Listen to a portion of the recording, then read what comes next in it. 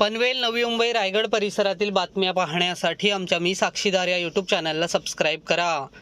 पनवेल शहर पोलिसांनी कर्णकर्कश सायलेन्सरवर road roller चालवत 10 गाड्यांवरील 14 सायलेन्सरवर कारवाई केली।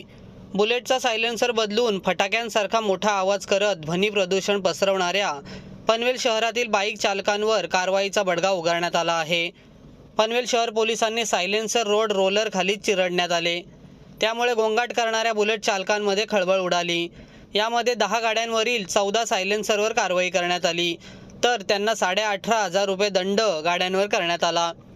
पनवेल शहर पोलीस ठाण्याचे वरिष्ठ पोलीस निरीक्षक नितीन ठाकरे यांच्या पथकाने ही कारवाई केली।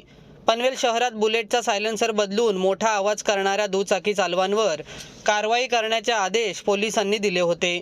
त्यानंतर गेल्या अनेक दिवसांपासून वाहतूक पोलिसांनी अशा बाईक चालकांवर कारवाई सुरू केली होती।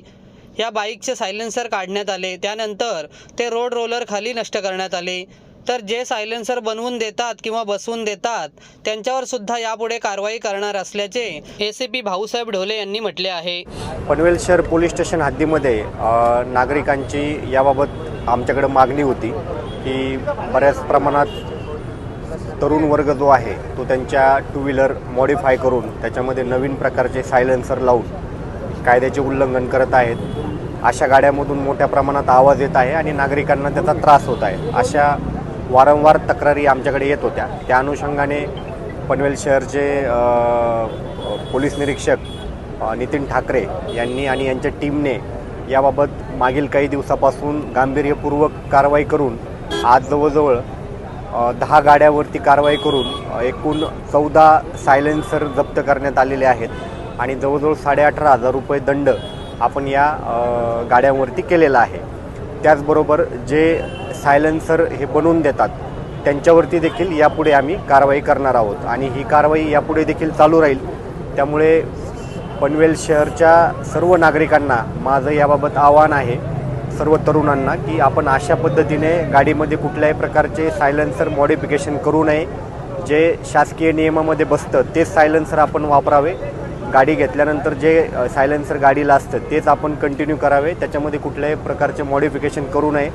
जर आम्हाला या प्रकारे जर पुनश्च जर गाडी सापडली तर त्याच्यावरती नंतर लायसन कॅन्सलेशन, RC कॅन्सलेशनची सुद्धा कारवाई आमच्याकडून करण्यात येईल। म्हणजे मॉडिफाईड केलेल्या गाड्या आहेत हो, ह्या गाड्यामध्ये जे वेगवेगळ्या नियमांचं उल्लंघन केलं होतं त्या अनुषंगाने आपण 18,500 रुपयाचा दंड यांच्यावरती केलेला आहे।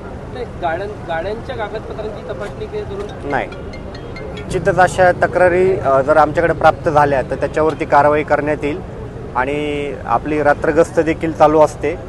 कुठल्याही नागरिकांना रस्त्याने जात असताना जर असं कोणी आढळलं की वेगाने गाडी चालवत आहेत किंवा बाईकवरती काही स्टंट करतायत तर जर त्यांनी 112 नंबरवरती कॉल करून आम्हाला जर याबाबत माहिती दिली तर आम्ही त्यावरती तात्काळ कारवाई करू। सर, खरं हे सायलेन्सर बाहेरून आणले जातात मुंबई? बरोबर आहे। आपण याला जे असे सायलेन्सर बनवून देतात आणि असे मेकॅनिक जे हे बसवून देतात गाड्यांना त्यांना देखील पोलीस स्टेशनला बोलावून याबाबत समज देण्यात येईल आणि गरज पडली तर त्यांना देखील यापुढे त्यांच्यावर देखील कारवाई करण्यात येईल।